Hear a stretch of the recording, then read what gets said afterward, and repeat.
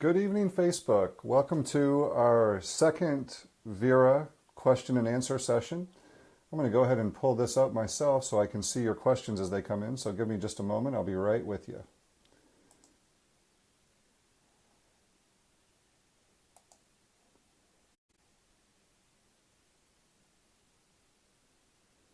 So we've got our first visitor watching this evening. Thank you for joining us.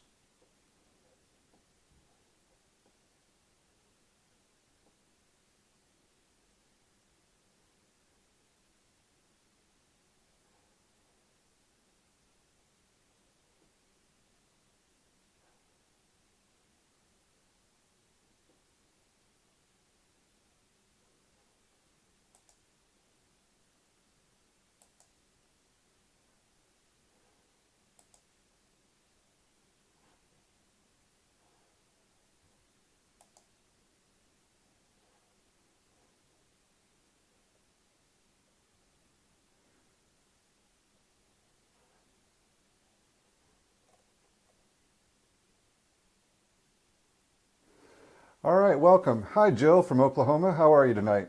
So thanks for joining us tonight for our final question and answer session on the voluntary early retirement offered through the United States Postal Service. We're glad you could join us tonight. And if you're not joining us tonight, you're watching this on a rebroadcast. Well, we're glad you're seeing it there too. So my name is Alan Perry, and I'm a federal benefit and retirement specialist with MyFEDBenefits. We're based out of Texas, but we've got representatives all over the United States, and what we're going to do tonight is help you with your questions about the voluntary early retirement offered by the United States Postal Service. So first of all, I want to give you some basics on voluntary early retirement. So VERA, or Voluntary Early Retirement Authority, is a power granted to certain agencies to allow those agencies to give an opportunity to the agency to allow people to retire without penalty and under earlier circumstances that may have been otherwise available to them. And it's currently available at the United States Postal Service, so that's probably why a lot of you are joining in. So while you're joining in this evening, please make sure that you let me know that you're here and let me know where you're watching from. Be glad to see where everyone's calling in from or watching in from tonight. We'd be happy to answer your questions as we go along with everything tonight too. So before we get into that, I want to tell you a little bit about myself and MyFEDBenefits. First of all, MyFEDBenefits is an organization that's been in business for more than 12 years, almost 13 at this point. And our ownership team has a combined 45 years experience working with federal employees. And our leadership team has significantly more than that. We're really proud to have specialists and customers in more than 35 states through the United States. And a significant number of those folks come from the United States Postal Service as well as other government agencies. Many of them also are what are called Chartered Federal Employee Benefit Consultants. And what a Chartered Federal Employee Benefit Consultant is someone who has gone through an extensive level of additional training to be very well versed in federal employee benefits. And that gives you an added layer of security knowing that the people that you're dealing with are surrounded by Chartered Federal Employee Benefit Consultants and are completely able to help you with any issues that might arise relative to your benefits and retirement from any federal agency. So remember while you're logging in tonight to make sure you let us know where you're watching from and also to let us know what questions you have as you have them come up while we're talking about everything tonight. So I want to give you some basic information about voluntary early retirement and what that is and what you have to be eligible for it. So the first thing, like I said before, VERA, or Voluntary Early Retirement Authority, is a power granted by the Office of Personnel Management to specific government agencies to allow them to offer early retirement to certain groups of employees at certain times. And the one that we're specifically talking about tonight is the one that's offered to employees of the United States Postal Service. And those, hey, Randy from Ohio, good to see you on here tonight. Those employees that are currently eligible to retire from the Postal Service are clerks and mail handlers that meet certain eligibility requirements. So if you're not a clerk or a mail handler, unfortunately, this early retirement does not apply to you. But there have been others before, and there probably will be others in the future. So the requirements that apply to those clerks and mail handlers that may be eligible right now are that you have to be at least age 50 with at least 20 years of service, or any age with at least 25 years of service. Hey, Alexis from Wisconsin, welcome today. So if you fall into one of those categories that you're a clerk or a mail handler that are at least 50 years old with at least 20 years of service, or at least 25 years of service at any age, you might be eligible for this early out. Now, one of the things is that you may have gotten notification of this early out as long as the post office had your current address on file. That current address is really important because they were just sent to the address that they have on file for you. So if you've moved recently and you're wondering if you're eligible and you're wondering if you didn't get that information, first think about if you've moved recently and if you might have not updated your address with the post office at that point. So, hey, Nicole, welcome. Where are you calling in from, Nicole?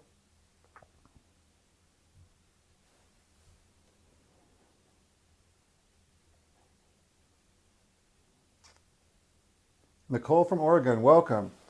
So let's go through a little bit more about it. So there are generally some common questions about the early out through the Postal Service. I'd like to go through some of those with you.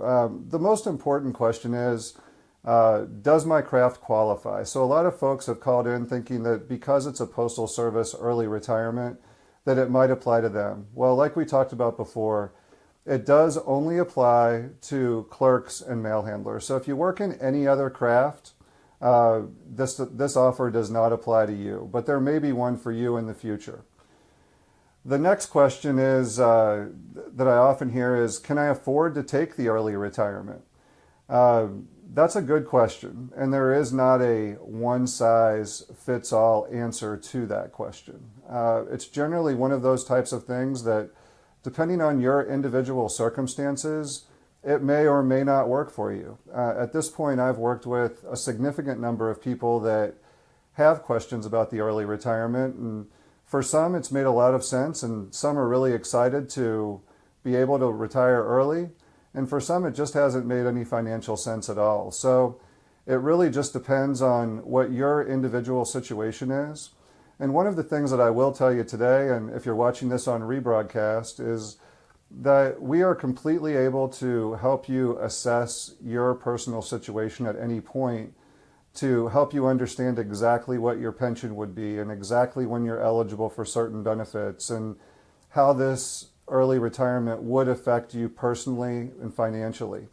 And so I'll say it a few times tonight while we're talking about this, but you can reach out to us either through the Facebook page that you're watching this on or by calling our 800 number, 877-741-1254, and just speaking with someone there, and they'll connect you with a local benefit and retirement specialist if there's one available, or we'll help you by phone. Or you can reach out to us at info@myfedbenefitshelp.com. info@myfedbenefitshelp.com. So I'll keep going on with some common questions, but I'll take certain questions as they go along. The first question that we've got is, how long before I receive my first annuity payment? And that's a great question, Nicole. Good question to go over. When you retire from the Postal Service or any federal agency, your annuity payments will start one full month and the first of the month after that, theoretically. That assumes that your paperwork was submitted accurately and everything was in order. So the last date to take this early retirement is March 31st. So the last day to accept this offer is coming up soon. But if you take this last early out offer, the last opportunity that you'll have will be to retire on March 31st. So if you retire on March 31st, you should get your first annuity payment on or about May 1st. One of the things that you're definitely going to want to understand about when you receive your annuity payments, whether it's through the early retirement or through an optional retirement, is the interim pay period. And that's one of the things that we will go over with you specifically to make sure you understand it. But the interim pay period is something that applies to all federal employees upon their retirement. So really important thing to understand in detail. Again, one of the things that you want to keep in mind with this early out, though, is the deadline is coming up. People have asked me often, when could I take it? Well, originally, when this early out was offered, it had 3 dates that you could potentially retire associated with it. The first date was the end of January, the last was the end of February, and now we're down to only one at the end of March. So, important deadline to keep in mind is that the submission deadline is not the end of March. That is the actual last day worked if you're accepting this early retirement. So your last opportunity to send in paperwork is coming up very quickly. All paperwork has to be received by shared services by the end of the day on March 23rd. And by the end of the day, I'll define that specifically as 8:30 p.m. on March 31st. So your opportunity to accept this early retirement is coming up very, very quickly. So make sure you keep an eye on it. Got another question coming up here that's someone that's a clerk but hasn't received anything from the post office yet. What should I do? Well, what you should do is give us a call, because we actually have all of the paperwork that you need and we have all of the ability to help you with it. So at this point, getting something in the mail from the post office might take longer than you have to be able to get this process completed in time. So if you are eligible, if you fall into that group of people that might be eligible for the early out, again, those things defined as age 50 with at least 20 years or any age with at least 25 years, and be a clerk or mail handler, and you haven't received your information, whether you've moved recently or not. It's possible that you just didn't receive it because of a delay in mail or some other cause. Maybe it made it to your house and you thought it was junk mail. Really important at this point that you get in touch with one of us really quickly to make sure that we can help you through that process. So again, those numbers that you can reach us at and ways that you can reach us are: contact us by phone at 877-741-1254. Reach us at info@myfedbenefitshelp.com, or contact us through our Facebook page. Any of those will work for you. Okay? Trying to keep up with questions here coming in from a couple different sources. So another question that's commonly asked is, I've heard about recent early outs, like the last one that happened a few years ago, and that they usually include an incentive payment, or they usually included some cash with them. Does this one have some cash with it?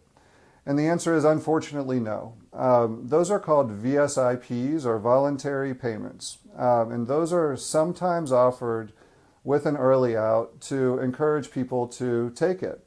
So unfortunately, this one does not include one of those early payments. Let's see here.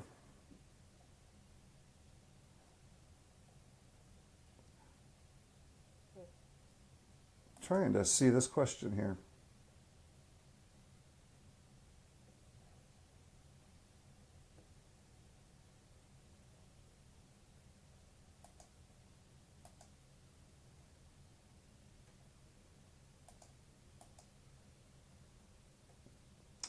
Sorry for the delay, folks. Looks like my screen isn't scrolling through the questions. So we do have another question here that I can see right now that says, a coworker said that if I take the offer, I could also get Social Security even though I'm only 57. Is that true? Well, Social Security is not available to you at 57 unless you are under a Social Security disability situation. But there is something available called the supplement. Now, the supplement is sometimes referred to as the Social Security supplement, although it absolutely has nothing to do with Social Security. But it's also referred to by a couple other names. One is that it's called the FERS annuity supplement, or on some documents you might see it referred to as the FERS Retirement Supplement. Others, it's called the Special Retirement Supplement. And this is something that's provided to FERS employees as a bridge to get you from retirement until age 62, when you first become eligible for Social Security. So the supplement is provided, and that's one of the other common questions, is how the supplement works relative to the early out that's being offered currently. And so generally speaking, what it takes to retire under an optional retirement from the post office to reach full eligibility is to have attained minimum retirement age, which is generally between 56 and 57 years old, and have at least 30 years of service, or age 60 with 20 years of service as it relates to the supplement. So when you've qualified for an optional retirement under either of those scenarios, the supplement is something that is payable to you immediately upon retirement. But when you retire under the early out, the supplement becomes available to you when you reach your minimum retirement age, which is somewhere between 56 and 57 years old, depending on when you were born. So if you're 57 years old and someone told you that you may be eligible for Social Security, that Social Security benefit that they're referring to, I hope, is the supplement, and that supplement will be payable to you immediately upon retirement because you have attained minimum retirement age regardless of what year you were born in. I guess if you're 57, we could figure that out. But yeah, you're eligible for the supplement immediately.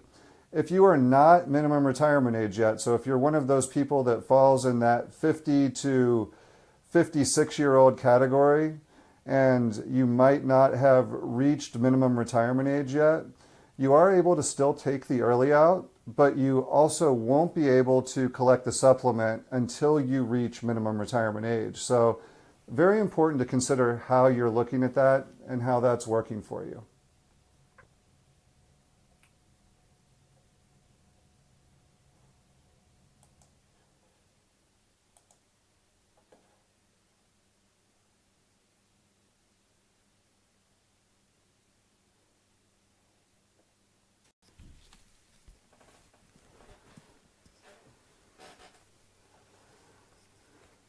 Okay, sorry about that. Looks like we had a little service interruption there.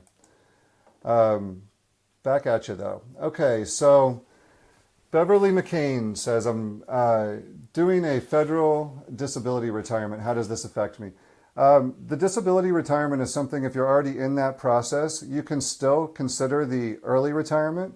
I actually had a situation recently where we had someone that was in the disability process, but we also had the early out as a consideration. And whether that will make sense for you is certainly something that would be worth taking a look at. But you really want to weigh the pros and cons of both of those types of situations to determine which of those retirement scenarios is going to be the best for you. One thing that would be certain, especially if you've already been approved for Social Security disability, is that the FERS retirement option through the early out would be immediate and wouldn't require qualifying for it like the FERS disability retirement would. Hello from South Florida. We got some snow again here today, so I kind of wish I was in South Florida today. Certainly. Okay, couple other questions that are pretty common coming up from a lot of folks are, will this be offered to other crafts, other employees within the Postal Service? And the answer is probably at some point in the future. And if you ask me when, I'll have to tell you, we don't ever know. There are often rumors about when early outs are going to happen, but we keep our pulse.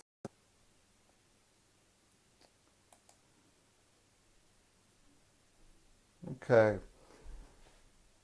All right, so next question is, someone has some military time that they heard they can buy back and they're a mail handler and want to get out as soon as possible.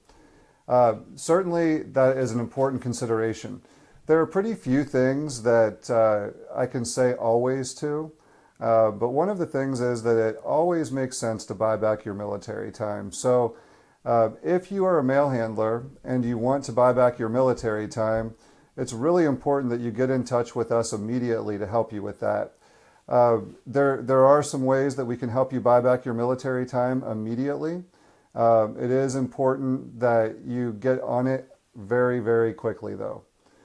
Okay, so another common question that folks have is related to the thrift savings plan. So the thrift savings plan is commonly misunderstood. So I'm going to go over some basics about the thrift savings plan with you and then talk to you about how it applies to this early retirement opportunity. So first of all, when I ask the question, hey Wayne from South Dakota, when I ask the question often to people when they believe the first time they can access their TSP without penalty is, most people reply 59 and a half. And that is the common answer, and that is the wrong answer.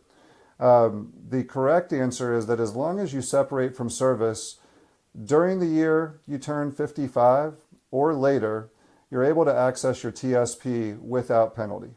So if you're considering this early out and how you access your TSP, and you're 55 already, or you will be 55 this year, you are able to access your TSP without penalty. There is also another way that you can access your TSP without penalty if you are under the age of 55 or you won't turn 55 this year. And that's through a process called a 72T distribution. Now, I'm not going to get into the specifics of that or all of the details about that tonight, but I will tell you that's something that we can assist you with if you have any questions about that. And again, if you have any questions, please give us a call at 877-741-1254. That number again is 877-741-1254. Or you can reach out to us by email at info@myfedbenefitshelp.com, info@myfedbenefitshelp.com, or reach us through the Facebook page where you're watching this video. All right, let's see if we've got any other questions. Sorry about that video, Sarah. We've got some weather where I'm located today, and I think that's having some effect on what's going on. So one of the questions is, how do I buy that time back? Well, there's a process that you go through to buy that military time back where you actually have to get an earnings history from the branch that you served with. And then once you do that, then we would submit that to get a final amount that would be due. But it's almost always a really, really, really good deal and generally less expensive than most people think to buy back your military time. And it does add on to your years of service in a way that over the course of a lifetime, it should be very beneficial to you. So let's see if we have any other questions that I haven't gotten to here yet. Okay, well, we're closing in on the end of a 30-minute session anyway, so go back over some basics with you. So again, the early out applies to clerks and mail handlers who are 50 years old or older and have at least 20 years of service, or any age with at least 25 years of service. Also, one of the things that you want to really keep in mind at this stage of the game here, with it being the 13th of March, is that this early out offer does expire soon. So your paperwork has to be received, not submitted, but received by Shared Services by no later than March 23rd. So the opportunity to take advantage of this early out is quickly approaching, and you really want to make sure that if you haven't looked at whether or not this early out makes sense for you, that you really need to get all of the details of it and make sure that it is going to be what you want it to be, or make sure that it's not going to work for you, because once this window closes, it will be closed. And then you'll be back to those standard retirement issues of needing to reach minimum retirement age with at least 30 years of service, age 60 with at least 20 years of service, or age 62 with at least 5 years of service. So again, if you have any questions about any of that, reach out to one of our federal benefit and retirement specialists. You can reach us at 877-741-1254.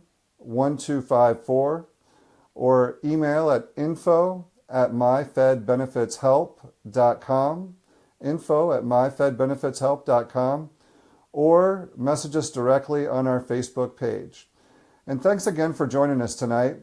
One more here. We'll take one more question, then we'll close it out. If I take the VERA, can I get another job and not affect my money from the post office?